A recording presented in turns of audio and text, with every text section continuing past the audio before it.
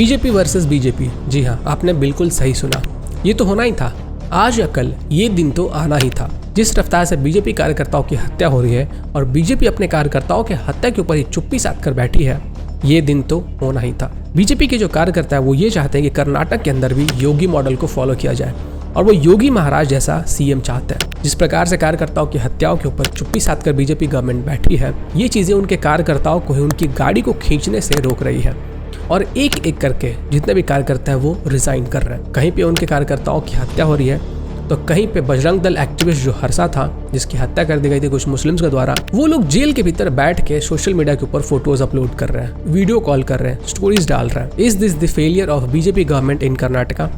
Is this the failure of Modi lead government? और क्या इस रेजिग्नेशन ड्राइव से बीजेपी के नेताओं की नींद खुलेगी? इन सभी सवालों के जवाब आज आपको इस वीडियो में मिल जाएंगे।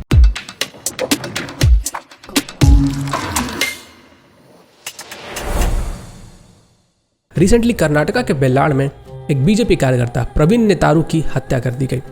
प्रवीण नेतारू रात को 9 बजे अपने बाइक से घर की तरफ रवाना होते हैं, बट उन्हें ये नहीं मालूम था कि उनके रास्ते के बीच में ही कुछ भेड़िए उनके जान लेने के फिराक में है। जब प्रवीण नेतारू रास्ते के बीच में होते हैं तभी पीछे से कुछ लोग आते हैं और उनके ऊपर धारदार हथियार से हमला कर देते हैं। जख्मी होकर प्रवीण नेतारू वहीं पे गिर जाते हैं और उनकी वहीं पे मृत्यु हो जाती है। अगर रिपोर्ट्स की माने तो प्रवीण नेतारू की जो हत्या की गई थी उसके पीछे साजिश रची गई थी मोहम्मद साफिक और जाकिर के द्वारा। जब पुलिस के द्वारा पूछताछ किया गया तब मोहम्मद साफिक की जो बेगम थी उसने ये बताया कि मोहम्मद साफिक अक्सर पीएफआई के ऑर्गेनाइज किए हुए इवेंट्स में जाता था और पीएफआई से उसके ताल्लुकात भी थे। और इन केस अगर आपको पीएफआई के बारे में नहीं मालूम है तो इन नटशल में आपको पीएफआई के बारे में बता देता हूँ। पीएफआई यानी कि popular front of India. Popular front of India एक मुस्लिम ऑर्गेनाइजेशन है जिसके ऊपर कई सारे केसेस दर्ज हैं और इन सभी केसेस में लव जिहाद और हत्या जैसे मामले भी दर्ज है। फिलहाल जो सेंट्रल गवर्नमेंट है वो इस ऑर्गेनाइजेशन को बैन करने के प्रोसेस में है। दोस्तों, हाल ही में मैंने आपको बताया था बिनोमो ट्रेडिंग प्लेटफॉर्म के बारे में और आप लोगों में से बहुत लोगों ने मुझसे पूछा था कि इसके ऊपर ट्रेडिंग कैसे करना है और एक्स्ट्रा मनी कैसे अर्न करना है। तो चलिए मैं आपको बताता हूँ कि कैसे इसको यूज करना है। उसके बाद आप डिसाइड कर पाओगे कि इसको यूज करना है या फिर नहीं करना है। और हम और बिनोमो आपकी केयर करते हैं, इसलिए हम लोग हमेशा आपको बताते हैं कि इसमें लॉस होने के चांसेस भी हैं। वैसे मैं आपको बिनोमो के बारे में बता दूं कि it is the fastest entry into trading and cool training right on the platform. Caring support service के साथ साथ अपने फाइनेंसेस को डिपॉजिट या फिर विथड्रॉ करने के लिए एक बहुत ही रिलायबल पार्टनर है। आप यहाँ पे आसानी से फंड्स को ऐड कर सकते हो। फंड्स को ऐड करने के लिए यहाँ पे आपको ढेर सारे ऑप्शन दिए जाते हैं, जैसे कि फोन पे है, पेटीएम है, यूपीआई है। और अगर आप रेडी है तो आसानी से डिपॉजिट करके अपने फर्स्ट डील को ओपन कर सकते हैं। ओके, तो फिर चलिए चूज करते हैं वो एसेट जिसमें सबसे ज्यादा प्रॉफिटेबिलिटी है। अब आपको इंडिकेटर्स में जाना है और बोलिंगर को ढूंढ के उसको ऐड कर देना है। आप यहाँ पे देखेंगे कि यहाँ पे आपको 3 लाइन दिख रहे हैं। अब इसमें से आपको 15 सेकंड का जो जापानीज कैंडल है उसको सिलेक्ट कर लेना है। अब ये जो इंडिकेटर है ये आपको दिखाता है कि जो चार्ट है वो कैसे चेंज हो रहा है और इससे आपको फोरकास्ट करने में आसानी होता है और आपको पता चलता है कि जो चार्ट है वो कहाँ जा सकता है। तो गाइस, इस ग्राफ को देखने के बाद मुझे लग रहा है कि ये नीचे की ओर जाएगा, तो मैं 3500 नीचे की ओर लगा देता हूँ।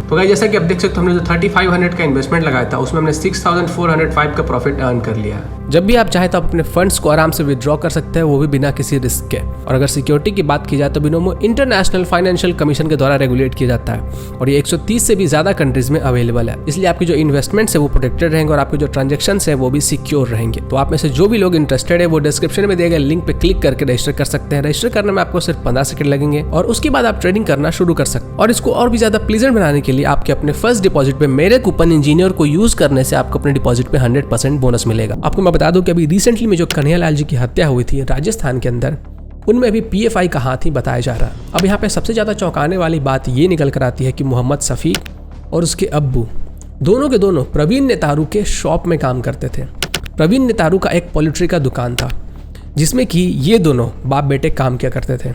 इस पूरे मामले में कर्नाटक, जहाँ पे कि खुद रूलिंग पार्टी बीजेपी है, कुछ खास एक्शन वहां पे प्रवीण नेतारू जी की हत्या के बाद देखने को नहीं मिला। जब बीजेपी के कार्यकर्ता प्रवीण नेतारू के लिए जस्टिस की मांग कर रहे थे, प्रोटेस्ट कर रहे थे, तो उल्टा पुलिस वालों ने उनके ऊपर लाठीचार्ज कर दिया, उनको पीटा। बाद में फिर जब ये मुद्दा बहुत ज्यादा बढ़ जाता है, बीजेपी के जो कार्यकर्ता होते हैं वो अपने ही नेताओं का घेराव करने लगते हैं, तब जाके जो कर्नाटका के सीएम है मुंबई जी, वो कहते हैं कि कर्नाटका के अंदर हम लोग यूपी मॉडल को फॉलो करेंगे और अगर जरूरत पड़ी तो यूपी मॉडल से भी ज्यादा सख्त कानून फॉलो करेंगे। अब यहाँ पे एक बहुत ही इंटरेस्टिंग सा सवाल निकल कर ये आता है योगी आदित्यनाथ ने उत्तर प्रदेश के अंदर ऐसा क्या कर दिया कि जब भी हमारे देश के अंदर कहीं पे भी वायलेंस होता है, देश के कोने में जब भी किसी को प्रताड़ित किया जाता है, तो वो योगी आदित्यनाथ जी को याद करता है और चाहता है कि उसके राज्य में भी योगी आदित्यनाथ जैसा सीएम हो। इन सवालों के जवाब जानने के लिए हमें इतिहास के पन्नों को पलटना होगा। जब इतिहास के पन्नों को पलटा जाता है तब ये पता चलता है कि उत्तर प्रदेश के अंदर कभी बहुत ज़्यादा वायलेंस हुआ करता था, बहुत ज़्यादा अराजक तत्व थे।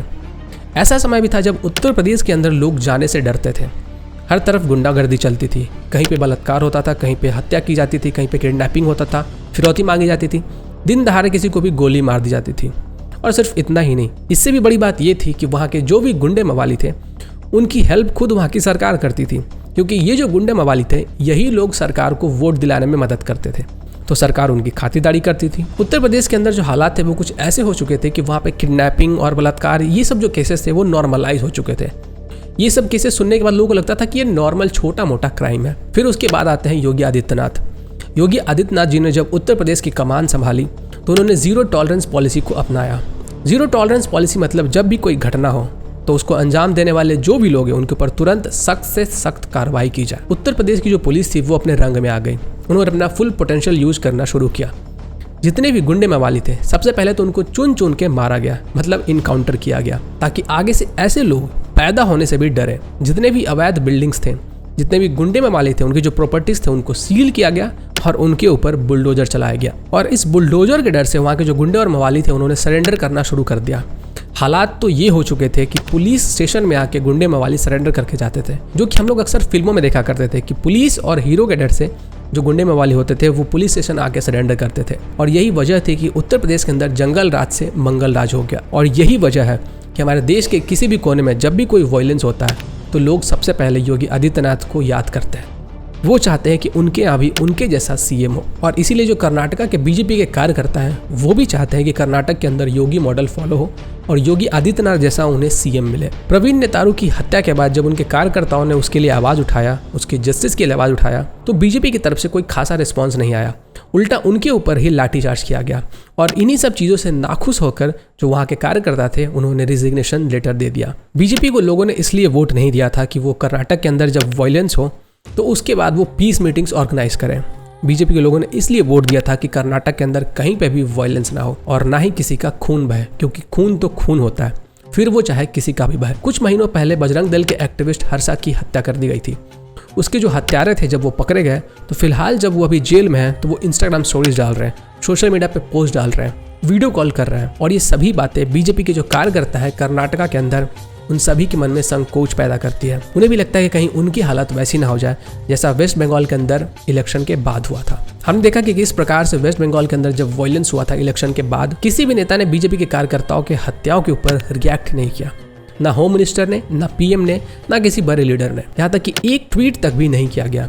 ना ये एक्नॉलेज किया गया कि उनके कार्यकर्ताओं की हत्या भी हो रही है। जब भी बीजेपी के कार्यकर्ताओं की हत्या होती है तो बीजेपी के जो लीडर्स होते हैं वो ऐसे गुम हो जाते हैं, वो ऐसे गायब हो जाते हैं जैसे कि गधे के सर से सींग। बीजेपी के जो कार्यकर्ता हैं उनके मन में भी ये चल रहा होगा कि हम लोग बीजेपी की गाड़ी को खींच रहे हैं, वो सिर्फ इसलिए क्योंकि वो जो भगवा झंडा है वो लहराता रहे, इसलिए नहीं कि वो जो भगवा झंडा है वो हमारे ही कार्यकर्ताओं के खून से लिपट कर नीचे झुक जाए और हमारे जो नेता हैं वो चुपचाप देखते रहे। अगर मैं आपको अपनी राय बताऊं तो मैं हमेशा अति सर्वत्र वर्जयत में विश्वास रखता हूँ।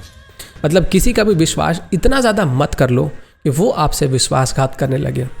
आप किसी के ऊपर इतना डिपेंडेंट मत हो जाओ कि वो आपका फ़ायदा उठाने लगे। और यही हालात अभी बीजेपी के साथ है। बीजेपी जब किसी स्टेट में ऑपोजिशन में होती है तब भी वो अपने कार्यकर्ताओं को नहीं बचा पाती है। बीजेपी जब किसी स्टेट में रूलिंग होती है तो भी वो वहाँ पे अपने कार्यकर्ताओं को नहीं बचा पाती है। बचाने की तो बात ही छोड़ दीजिए, वो तो उसके ऊपर बात भी नहीं करते हैं। Ignorance at its peak. और इन सब का रीज़न ये है कि बीजेपी को ये मालूम है कि हमारे पास और कोई भी ऑप्शन नहीं है। वो एक मुहावरा है ना, अंधों में काना राजा, वही बात है। जब तक बीजेपी के सामने कोई ऐसा ना आ जाए जो कि उनके हिंदू वोटर्स को अपने तरफ खींच सकता है, तब तक आपको बीजेपी का ऐसा ही रवैया देखने को मिलेगा। और इसी दिन के लिए ऑपोजिशन को बनाया गया था। बट क्या करें, हमारी जो ऑपोजिशन है वो खुद अंधी है, वो दूसरे को क्या बात दिखाएगी। उनके जो खुद के मंत्री हैं उनको घोटाले करने से फुर्सत मिले तब तो वो रूलिंग गवर्नमेंट को क्रिटिसाइज करे। अगर ऑपोजिशन के लीडर्स को घोटाले करने से फुर्सत होता तो अभी तक वो बीजेपी को इस मुद्दे के ऊपर घेर चुके होते। अगर यहीं पे ऑपोजिशन के अंदर कोई हिंदुत्व आइडियोलॉजी वाली पार्टी होती तो अभी तक बीजेपी की हवा टाइट हो चुकी होती, जैसा कि महाराष्ट्र में होता है। बीजेपी को भी मालूम है कि अगर शिवसेना हिंदुत्व के ऊपर बात करना शुरू कर देगी तो फिर उनका पत्ता साफ हो जाएगा, क्योंकि अगर शिवसेना ने हिंदुत्व के ऊपर बात करना शुरू कर दिया, उसको फॉलो करना शुरू कर दिया, तो बीजेपी कभी भी शिवसेना के समर्थन के बिना महाराष्ट्र के अंदर सरकार नहीं बना पाएगी। और जब शिवसेना कांग्रेस और एनसीपी के साथ गठबंधन में थी तो आपने देखा होगा कि बीजेपी के जितने भी लीडर्स थे वो चिल्ला चिल्ला के शिवसेना के जितने भी एंटी हिंदू काम थे, जितने भी मुस्लिम अपीजमेंट वाले काम थे, उसके ऊपर राजनीति करते थे। क्योंकि जब तक वो शिवसेना के लीडर्स को इन सब चीज़ों के ऊपर नहीं घेरेंगे तब तक जो हिंदू वोटर्स हैं वो बीजेपी की तरफ आकर्षित नहीं होंगे। क्योंकि बीजेपी को भी मालूम है कि अगर शिवसेना को अपने रास्ते से हटाना है तो उनको हिंदुत्व की आइडियोलॉजी से साइड करना होगा। और शिवसेना ने किया भी वही काम, क्योंकि उनका जो गठबंधन था वो एंटी हिंदू एनसीपी और कांग्रेस के साथ था। बट इसके सॉल्यूशंस क्या है? आप लोग अक्सर मुझसे पूछते हो कि मैं प्रॉब्लम तो बता देता हूँ बट सॉल्यूशन कभी नहीं बताता। तो आज मैं आपको सॉल्यूशन भी बताता हूँ। इस पूरे मामले का सॉल्यूशन यही है कि बीजेपी की अपोजिशन में जब तक कोई ऐसी पार्टी ना आ जाए जो कि उनके हिंदुत्व को चैलेंज करके उनसे आगे निकल सकती है और हिंदुओं को ज़्यादा प्रोटेक्शन प्रोवाइड कर सकती है और इन जिहादियों से लड़ सकती है, तब तक आपको इसी प्रकार से जीना होगा। क्योंकि जब तक बीजेपी को किसी और पार्टी से खतरा नहीं होगा तब तक वो आपको ऐसे ही इग्नोर करते रहेंगे, क्योंकि उनको मालूम है कि आप उनके अलावा और कहाँ जाओगे। और अगर आप कोई ऑपोजिशन खड़ा नहीं कर सकते हो जो कि बीजेपी को चैलेंज कर सके, तो इसका एक और सोल्यूशन निकल कर ये आता है कि बीजेपी के जो हार्डकोर हिंदुत्व वाले लीडर्स हैं, जैसे कि योगी आदित्यनाथ, हेमंत विश्व शर्मा जी, उनके हाथ में कमान को संभाला जाए, तभी कुछ हो सकता है। वैसे हर बात के लिए मोदी जी और अमित शाह को दोषी ठहराना गलत होगा, पर करे भी तो क्या करें? अगर हमने वोट उनको दिया है तो फिर सवालों के घेरे में खड़े किसको करें? उस चड्डी चोर इमरान खान को?